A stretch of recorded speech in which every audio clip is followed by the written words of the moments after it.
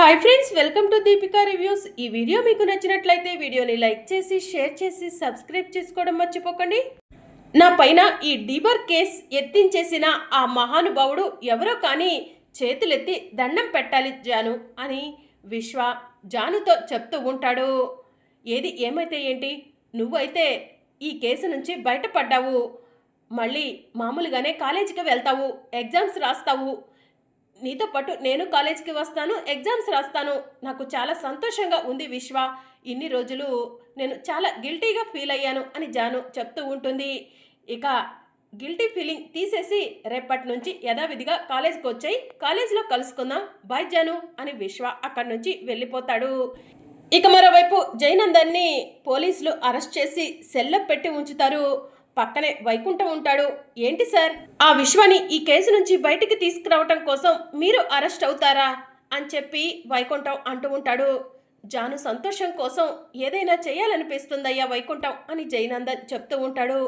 ఇన్ని రోజులు మీరు మారారో లేదో అనుకున్నాను సార్, కానీ ఈరోజు మేడం సంతోషం కోసం మీరు అరెస్ట్ అవ్వటం చూస్తుంటే మీరు నిజంగా మారిపోయారనిపిస్తుంది సార్ అని వైకుంఠం చెప్తూ ఉంటాడు.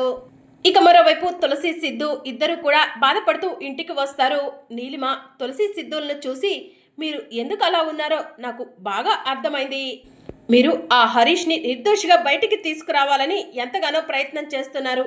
మీ ప్లాన్లన్నిటినీ కూడా నేను కనిష్కతో కలిసి చిత్తు చేస్తాను అని నీలిమ మనసులో అనుకుంటూ ఉంటుంది. ఇక తులసి బాధపడుతూ కీర్తి రూమ్ దగ్గరకు వెళ్తుంది. తులసి, హరీష్ నిర్దోషని నిరూపించటానికి ఏదో సాక్ష్యం తీసుకొస్తానని వెళ్ళావు కదా, సాక్ష్యం తీసుకొచ్చావా తులసి అని కీర్తి అడుగుతూ ఉంటుంది. సారీ వదిన, మేము ఎంతగానో ట్రై చేశాము, కానీ సాక్ష్యాన్ని దక్కించుకోలేకపోయాం వదిన. ఫోటోషాపు కాలిపోయింది వదిన అని తులసి బాధపడుతూ ఉంటుంది. అయితే హరీష్ శిక్ష అనుభవించక తప్పదా? నా బిడ్డ ఈ భూమి మీదకు వచ్చేసరికి హరీష్ కస్టడీలో ఉంటాడా తులసి? నీ తండ్రి ఒక ఫ్రాడ్ కేసులో ఇరుక్కున్నాడని నా బిడ్డకి నేను చెప్పాలా తులసి అని కీర్తి బాధపడుతూ ఉంటుంది. అప్పుడే సిద్ధు వస్తాడు. కీర్తి సిద్ధుని హగ్ చేసుకొని అన్నయ్య ఏంటన్నయ్య ఇదంతా అని ఏడుస్తూ ఉంటుంది. ఎందుకు కీర్తి ఏడుస్తున్నావు అని సిద్ధు అడుగుతూ ఉంటాడు. హరీష్ నిర్దోషని నిరూపించడానికి ఎలాంటి సాక్ష్యం దొరకలేదంట కదన్నయ్య, చాలా బాధగా ఉందన్నయ్య అని చెప్పి కీర్తి ఏడుస్తూ ఉంటుంది. సాక్ష్యం దొరికింది కీర్తి, బాధపడకు అని సిద్ధు చెప్తూ ఉంటాడు. అన్నయ్య నేను ఏడవకూడదని నాకు అబద్ధం చెప్తున్నావా అని కీర్తి అడుగుతూ ఉంటుంది. చెల్లెలకి ఏ అన్నైనా అబద్ధం చెప్తాడా? నేను నిజమే చెప్తున్నాను అని సిద్ధు చెప్తూ ఉంటాడు. మరి తులసి ఏంటి సాక్ష్యం దొరకలేదని చెప్పింది అని కీర్తి సిద్ధుని అడుగుతూ ఉంటుంది. తులసికి నేనే అబద్ధం చెప్పాను అని సిద్ధు చెప్తూ ఉంటాడు.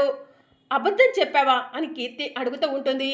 అవునమ్మా, మేము సాక్ష్యం తీసుకురావటానికి ఫోటోషాప్కి వెళ్ళిన విషయం ఆ కనిష్కకు ఎలా తెలిసిందో తెలిసిపోయింది.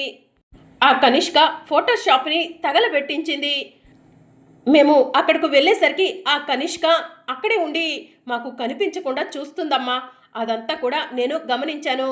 కనిష్కకు మా దగ్గర పెన్ డ్రైవ్ ఉందని తెలిస్తే దాన్ని ఎలాగైనా సరే నాశనం చేస్తుందని కనిష్క ముందు పెన్ డ్రైవ్ దొరకలేదని తులసికి అబద్ధం చెప్పాను.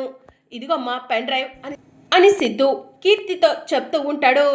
అన్నయ్య పెన్ డ్రైవ్ సంపాదించేశావా? థ్యాంక్ యూ అన్నయ్య, థ్యాంక్ యూ సో మచ్ అని కీర్తి అంటూ ఉంటుంది. అందులో ఉన్న డేటా కరెక్ట్గా ఉందో లేదో ఒకసారి చెక్ చేయి వదినా అని తులసి అంటుంది. వెళ్ళి ల్యాప్టాప్ తీసుకురా తులసి అని కీర్తి అంటుంది. ఇక తులసి వెళ్ళి ల్యాప్టాప్ తీసుకురాగానే కీర్తి పెన్ డ్రైవ్ని ల్యాప్టాప్లో పెట్టి చెక్ చేస్తూ ఉంటుంది. పెళ్లిలో హరీష్ ఉన్నట్టు కనిపిస్తూ ఉంటుంది.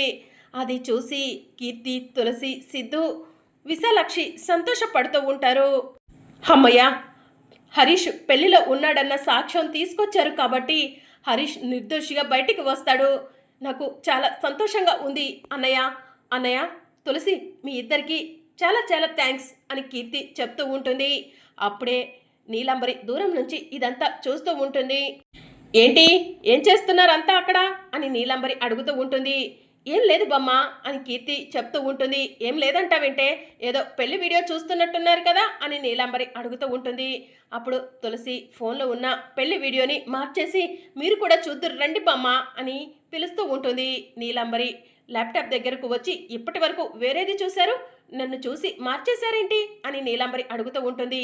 ఇప్పటి వరకు వేరే చూడటం ఏంటే, నీకు సైట్ బాగా వచ్చినట్టుంది, నీ కళ్ళకు అద్దాలు వేపించాల్సిందే. ఇప్పటి వరకు మేము చూసింది ఇదే వీడియో, నీకు చూపిస్తుంది కూడా ఇదే వీడియో అని సిద్ధు నీలాంబరికి చెప్తూ ఉంటాడు. అవునత్తయ్య, నేను కూడా ఇక్కడే ఉన్నాను కదా, ఇప్పటి వరకు చూసింది ఇదే వీడియో. రండి, చాలా ఆలస్యమైంది, మీకు భోజనం వడ్డిస్తాను అని విశాలాక్షి నీలాంబర్ని తీసుకుని అక్కడి నుంచి వెళ్ళిపోతుంది. వీళ్ళంతా కలిసి నా దగ్గర ఏదో విషయం దాస్తున్నారు, నన్ను డైవర్ట్ చేయడం కోసమే ఇక్కడి నుంచి తీసుకెళ్తున్నారు. ఏంటి ఆ విషయం అయి ఉంటుంది అని నీలాంబరి ఆలోచిస్తూ ఉంటుంది. ఇక అందరూ అక్కడి నుంచి వెళ్ళిపోగానే తులసి సిద్ధు చేతిని పట్టుకొని, మీరు చేసిన సహాయాన్ని నేను ఎప్పటికీ మర్చిపోలేవను, థ్యాంక్స్ అండి, థ్యాంక్ యూ సో మచ్ అని తులసి సిద్ధు చేతిని ముద్దు పెట్టుకోబోతూ ఉండగా సిద్ధు తులసి దగ్గర నుంచి తన చేతిని లాగేసుకుంటాడు. మీకు ఇంకా నా పైన కోపం ఉందని తెలుసు, కానీ మీరు నాపై కోపంగా ఉన్నా కూడా మీ ప్రాణాలకు తెగించి మా అన్నయ్యను కాపాడాలనుకున్నారు. మీరు నిజంగా చాలా గ్రేట్ అండి అని తులసి అంటూ ఉంటుంది. నీకోసం నేను ఏమీ చేయలేదు, నా చెల్లెలు కీర్తి కోసమే ఇదంతా చేశాను అని సిద్ధు చెప్తూ ఉంటాడు. ఎవరి కోసం చేసినా మా అన్నయ్య నిర్దోషిగా బయటికి వస్తున్నాడు, అదే చాలండి అని తులసి అంటుంది. ఇక మార్నింగ్ అవుతుంది. తులసి సిద్ధు ఇద్దరు కూడా హడావుడిగా కోర్టుకి రెడీ అవుతూ ఉంటారు. ఇదేంటి, వీళ్ళ దగ్గర ఎలాంటి సాక్ష్యం లేకపోయినా ఇంత సంతోషంగా కోర్టుకి రెడీ అవుతున్నారు అని చెప్పి నీలిమ మనసులో అనుకుంటూ ఉంటుంది. సిద్ధు, ఎక్కడికి వెళ్తున్నావురా అని బసవరాజు అడుగుతూ ఉంటాడు. కోర్టుకు వెళ్తున్నాను నానా అని సిద్ధు చెప్తూ ఉంటాడు. కోర్టుకా, ఎందుకురా అని బసవరాజు అడుగుతూ ఉంటాడు. అదేంటి నాన్న అలా మాట్లాడుతున్నారు, ఈరోజు తులసి వాళ్ళ అన్నయ్య హరీష్ కేసు ఫైనల్ హియరింగ్ ఉంది నానా అని సిద్ధు చెప్తూ ఉంటాడు. ఎందుకురా కోర్టుకు వెళ్ళి టైం వేస్ట్ తప్ప ఏమీ లేదు, ఆ హరీష్ తప్పు చేశాడు అనని ప్రూవ్ అయింది కదా, ఎలాగో శిక్ష పడుతుంది, ఇంకెందుకురా కోర్టుకు వెళ్ళటం అని బసవరాజు అంటూ ఉంటాడు. అది నానా అని సిద్ధు చెప్పబోతూ ఉండగా, ఏమండి ఇప్పుడే ఈ విషయం ఎవరికి చెప్పొద్దండి అని తులసి అడ్డుకుంటూ ఉంటుంది. అన్నయ్య, నేను కూడా కోర్టుకు వస్తాను అని కీర్తి చెప్తూ ఉంటుంది. ఇక బసవరాజు కోపంగా కీర్తి వైపు చూస్తూ ఉంటాడు. ఒరే బసవా, ఎలాగూ ఆ హరీష్కి శిక్ష పడుతుంది అంటున్నావు కాబట్టి వెళ్ళనివ్వరా, ఆఖరిసారి వెళ్ళి వాడి మొహాన్ని చూడనివ్వు మన కీర్తిని కూడా అని నీలాంబరి చెప్తూ ఉంటుంది. ఇక బసవరాజు ఏం మాట్లాడు, రమ్మ వెళ్దాం అని సిద్ధు అంటాడు. ఇక అందరూ కలిసి కోర్టుకు వెళ్తారు. మా నాన్నకు హరీష్ నిర్దోషి అని నిరూపించడానికి సాక్ష్యం దొరికిందని చెప్పాలనుకుంటే ఎందుకు అడ్డుకున్నావు తులసి అని చెప్పి సిద్ధు అంటూ ఉంటాడు. కొన్ని విషయాలు ఎవరికీ చెప్పకపోవడమే మంచిదండి అని తులసి చెప్తూ ఉంటుంది. తులసి, నువ్వు నన్ను మా నాన్నని వేరు చేయాల్సినట్టు మాట్లాడకు, నా కోపం వస్తుంది అని సిద్ధు అంటూ ఉంటాడు. అన్నయ్య, తులసి చెప్తుంది కరెక్టే అని కీర్తి అంటుంది. ఏంటి కరెక్ట్ కీర్తి అని సిద్ధు అంటూ ఉంటాడు. హరీష్ని నన్ను విడదీయటం కోసం నాన్న ఎన్నో ప్రయత్నాలు చేశారు, అవన్నీ కూడా నీకు తెలీదు, నీకు తెలిసినా కూడా నువ్వు నమ్మవని తులసి ఆ విషయాలేవి నీకు చెప్పలేదు, నాకు తులసికి మాత్రమే తెలుసన్నయ్య అని చెప్పి కీర్తి చెప్తూ ఉంటుంది. ఇక సిద్ధు, ఇదేంటి కీర్తి ఇలా మాట్లాడుతుంది, నిజంగానే కీర్తిని హరీష్ని విడదీయటం కోసం నాన్న చాలానే ప్రయత్నాలు చేశారా అని సిద్ధు ఆలోచిస్తూ ఉంటాడు. ఇక కోర్టు దగ్గరకు వెళ్తారు. హరీష్ని చూసిన కీర్తి ఏడుస్తూ ఉంటుంది. జడ్జి గారు వచ్చే టైం అయింది, లోపలికి వెళ్దాం పదా అని పోలీసు వాళ్ళు హరీష్ని లాక్కొని కోర్టులోకి వెళ్తూ ఉంటారు. ఇంతలో జడ్జి గారు వస్తారు. మొదలు పెట్టండి అని జడ్జి గారు అంటూ ఉంటారు. ఇక దాంతో లాయర్ లేచి నుంచొని, the great business man Srikanth గారికి యాక్సిడెంట్ చేసి చంపింది ఈ హరీషే అనని లాస్ట్ హియరింగ్లో ప్రూవ్ అయింది జడ్జి గారు. కానీ ఈ తులసి 2 రోజులు గడువు కావాలని అడిగింది. ఈ 2 రోజుల్లో హరీష్ నిర్దోషని నిరూపిస్తాంది. మీరు 2 రోజులు గడువిచ్చారు. తులసి ఏ సాక్ష్యం తీసుకొచ్చిందో అడిగి తెలుసుకోండి జడ్జి గారు అని సూపర్నిక తరపు లాయర్ లేచి నుంచొని అంటూ ఉంటాడు. ఇదంతా కూడా కనిష్క చాటుగా ఉండి చూస్తూ ఉంటుంది. కనిష్క పక్కనే నీలిమ కూడా ఉంటుంది. ఈరోజు ఆ హరీష్కి శిక్ష పడుతుంది అని చెప్పి నీలిమ కనిష్క ఇద్దరు కూడా మాట్లాడుకుంటూ ఉంటారు. జడ్జి గారు, నేను సాక్ష్యం తీసుకొచ్చాను అని తులసి అంటుంది. ఆ మాట వినగానే కనిష్క, నీలిమ, సూపర్నిక షాకింగ్గా తులసి వైపు చూస్తూ ఉంటారు. మీరు తీసుకొచ్చిన సాక్ష్యాన్ని కోర్టు వారికి సబ్మిట్ చేయండి అని జడ్జి గారు చెప్తూ ఉంటారు. ఇక తులసి పెన్ డ్రైవ్ని జడ్జి గారికి ఇస్తూ ఉంటుంది.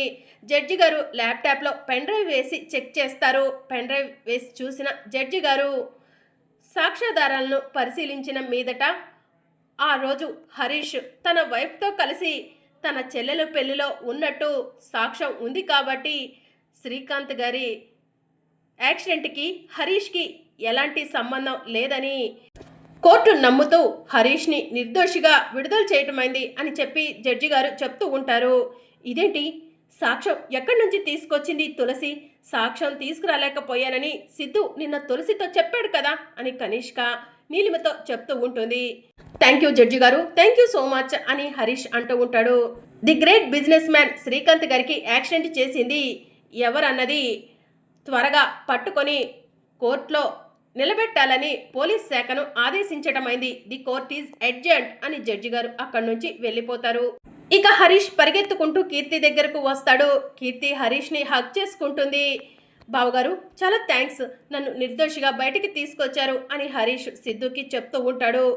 నా చెల్లెలు సంతోషం కోసం ఎంతో కష్టపడి నిన్ను బయటికి తీసుకొచ్చాను హరీష్. నా చెల్లెలు కళ్ళల్లో కన్నీళ్లు చుట్టం నాకు ఇష్టం లేదు. ఇక మీదట నా చెల్లెలు కళ్ళల్లో కన్నీళ్లు రాకుండా చూసుకో అని సిద్ధు చెప్తూ ఉంటాడు. సరే బావగారు అని హరీష్ అంటాడు. అన్నయ్య, నాకు హరీష్తో కలిసి నా అత్తారింటికి వెళ్ళాలనుంది నా అన్నయ్య, కానీ నాన్న ఒప్పుకోరు అని కీర్తి చెప్తూ ఉంటుంది. నీ కోరిక అదే అయితే కనుక నాన్నను నేను ఒప్పిస్తాను కీర్తి అని సిద్ధు చెప్తూ ఉంటాడు. ఏమంటున్నారన్నయ్య మీరు అని కీర్తి అడుగుతూ ఉంటుంది. అవునమ్మా, నువ్వు హరీష్తో కలిసి అత్తారింటికి వెళ్తా అంటే నాన్నను నేను ఒప్పిస్తాను, నిన్ను సంతోషంగా అత్తారింటికి పంపిస్తాను అని సిద్ధు చెప్తూ ఉంటాడు. థ్యాంక్స్ అన్నయ్య, థ్యాంక్ యూ సో మచ్ అని కీర్తి అంటూ ఉంటుంది. ఇక సిద్ధు, తులసి, హరీష్, కీర్తి అందరూ కలిసి కోర్టులో నుంచి బయటకు వస్తూ ఉంటారు. తులసి కీర్తి నీలిమను చూస్తుంది. ఇప్పుడే వస్తానండి, మీరు కారు దగ్గరకు వెళ్ళండి అని తులసి చెప్తూ ఉంటుంది. ఇక కీర్తి నీలిమ దగ్గరకు వెళ్తుంది. కనిష్క, నువ్వే కదా ఫోటో స్టూడియోని తగలబెట్టింది, ఎందుకు మాపై నీకు అంత కోపం అని తులసి అడుగుతూ ఉంటుంది. నువ్వంటే కోపం కాదే, ద్వేషం, అసహ్యం. నిన్ను ఎప్పుడు ఆ ఇంట్లో నుంచి బయటకు పంపించాలా అని ఎదురు చూస్తున్నాను అని కనిష్క చెప్తూ ఉంటుంది. అక్క, ఈ కనిష్కతో మీరు చేతులు కలిపారా? ఇంట్లో ఎవరినైనా ఎక్కువగా నమ్మానంటే అది మిమ్మల్ని అక్క, మీరు ఇంత మోసం చేస్తారనుకోలేదు అని తులసి అంటూ ఉంటుంది. నేను కూడా నిన్ను నా సొంత చెల్లెల కంటే ఎక్కువగా చూసుకుందామనే నా ఇంటికి తీసుకొచ్చాను, కానీ నువ్వు నాకు ఏకువి మేకుగా తయారయ్యావు. అలాంటప్పుడు నాకు ఇంపార్టెన్స్ దొరకట్లేదు ఇంట్లో, నీకే అందరూ ఇంపార్టెన్స్ ఇస్తున్నారు. అది చూసి నేను తట్టుకోలేకపోతున్నాను. అందుకే సిద్ధు జీవితం నుంచి నిన్ను దూరం చెయ్యాలనుకుంటున్నాను అని చెప్పి నీలిమ చెప్తూ ఉంటుంది. ఆయన జీవితం నుంచి నన్ను దూరం చేస్తా అంటావా అని చెప్పి తులసి నీలిమ చంప మీద లాగిపెట్టి ఒక్కటిస్తుంది. తోటి కోడల్ని, నీకంటే వయసులో పెద్దదాన్ని నన్ను కొడతావా అని చెప్పి నీలిమ కోపంగా తులసి వైపు చూస్తూ ఉంటుంది. మరి అప్కమింగ్ ఎపిసోడ్లో ఏం జరగనుందో తెలుసుకోవాలనుకుంటున్నారా? అయితే ఛానల్ను సబ్స్క్రైబ్ చేసుకొని సపోర్ట్ చేయడం మర్చిపోకండి. Thank you for watching.